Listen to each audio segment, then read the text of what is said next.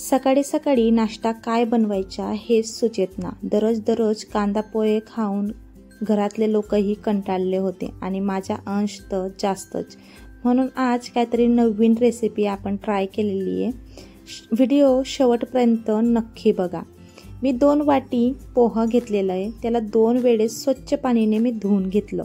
धुतल्यानंतर त्याला असं सॉफ्ट होण्यासाठी मी एका साईडला ठेवून दिलं आणि त्याच वाटीने मी मोजून 1 वाटी रवा घेतला आणि त्यात मी अर्धी वाटी दही टाकलं। तुम्ही याच्या ऐवजी मठ्ठा किंवा लस्सीचाही उपयोग तुम्ही करू शकता। बघा, मी चम्मचच्या साहाय्याने हे दही एकत्र करून घेणार आहे आणि हवं तर अजून थोडी दही शिल्लक राहिलेली ती मी त्यात टाकते आणि याला एकत्र करून ठेवून द्यायचं एका साईडला। वाटलं तर तुम्ही थोडा अजून पाणी टाका। पाणी टाकल्याने हा रवा थोडा अजून सैलसर होईल आणि आपला डो बांधला जाईल, या कन्सिस्टन्सीमध्ये येऊन जाईल। आता मी हा डो एका साईडला ठेवते, तोपर्यंत आपण दुसऱ्या क्रियेकडे वळूया। आता मी एका मिक्सर जारमध्ये 3 लाल मिरची, काश्मीरी लाल मिरची होती, ही मी पाण्यात भिजवून ठेवलेली होती आणि ते टाकतेय। 3-4 मी लसणाच्या कापड्या आणि अद्रक, हवं तर तुम्ही लसण आणि अद्रकच्या पेस्टही याच्यात वापरू शकता आणि 1 टोमॅटो मी फाईन चॉप नाही केला आहे, जाडसरच चिरला आहे आणि थोडंसं भिजवलेल्या मिरचीचं पाणी। आता हे सगळं साहित्य आपण मिक्सरमध्ये फिरून घेऊ। बघा किती मस्त आपली ही चटणी पिसून रेडी झालेली आहे। या पद्धतीने ही चटणी बनवली तर अप्रतिम अशी लागते आणि ही चटणी बनवल्यानंतर तुम्ही मोमोज सोबतही खाऊ शकता। इतकी उत्तम आणि चवीदार ही चटणी लागते। आता आपण कढईमध्ये 1 पडी तेल टाकलं, मोहरी टाकून ही मोहरी चांगली तडतडू दिली आणि थोडं जिरं टाकलं, म्हणजे 1 चम्मच जिरं टाकून त्यालाही चांगलं परतून घेतलं आणि आपली पिसलेली जी चटणी होती मिक्सर जारमधली ती चटणी मी याच्यामध्ये घालणार आहे। पण हे जिरं आणि मोहरी चांगल्या प्रकारे परतल्यानंतरच तुम्ही याच्यात ही चटणी टाका, कारण जो जिराचा फ्लेवर आणि मोहरीचा फ्लेवर आहे तो अप्रतिम ही चटणीमध्ये टेस्ट येतो। आणि मी त्यावेळेस नमक टाकायचे विसरले होते, म्हणून मी आपली चटणी रेडी होते तोपर्यंत आपण दुसऱ्या क्रियेकडे वळून घेऊया।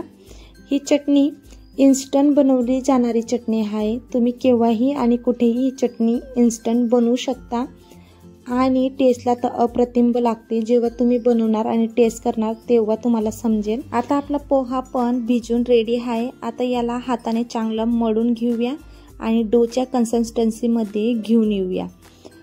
तोपर्यंत मी माझा परिचय देऊन देते। मी आहे अश्विनी आणि तुम्ही बघत आहेत कुक विथ अश्विनी कोळी। आपली ही रेसिपी आवडली तर रेसिपीला लाईक आणि कमेंटमध्ये नक्की सांगा तुम्हाला रेसिपी कशी वाटली आणि चॅनलला सबस्क्राईब करायचं मात्र विसरू नका।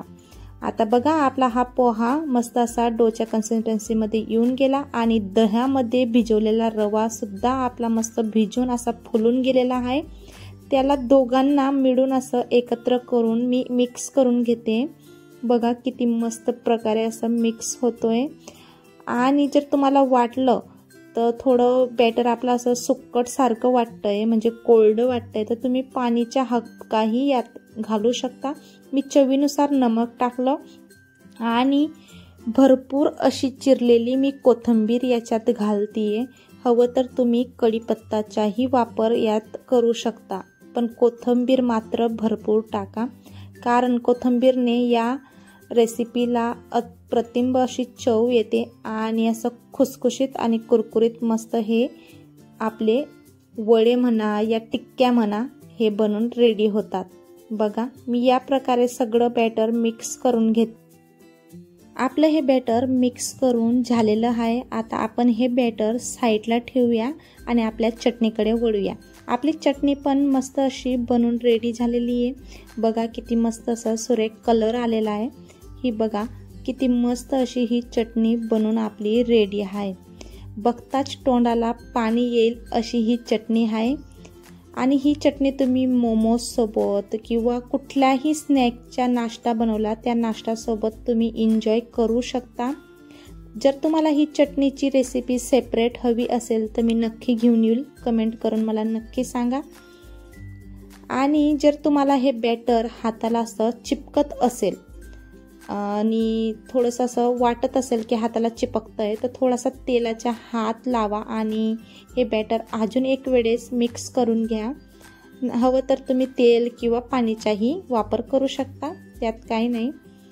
आणि एक मात्र मी विसरले तुम्हाला सांगायचे, यात चिली फ्लेक्स घालायचे मी विसरले, तुम्ही चिली फ्लेक्सचा पण वापर करू शकता। आणि मी गाळणीमध्ये मस्त असं तेल लावून ग्रीस करून ठेवून देते, म्हणजे आपले हे टिक्के खाली चिपकणार नाही। आणि या पद्धतीने आपण सगळे हे टिक्के बनवून घेणार आहोत। बघा किती मस्त असा दिसतंय ते व्हाईट बॅटरमध्ये हिरव्या कलरची आपली कोथिंबीर, किती मस्त असा कलर आलेला आहे। ह्या पद्धतीने मस्त असं प्रेस करायचं आणि अलगद हाताने दाबत चालायचं आणि ह्या टिक्क्या रेडी करून ठेवून घ्यायच्या। मी ह्याच प्रकारे सगळ्या टिक्क्या बनवून रेडी करून घेणार आहे। आता आपल्या ह्या टिक्क्या सगळ्या रेडी झालेल्या आहेत। तुम्ही टिक्क्या म्हणाल की वडे म्हणाल हे तुम्ही मला कमेंट करून नक्की सांगा आणि ते तुम्ही डिसाईड करा। आपले हे टिक्क्या एका चाळणीमध्ये मस्त असे ठेवून दिलेले आहेत आणि मी कढईमध्ये गरम पाणी करायला आधीच ठेवून दिलं होतं।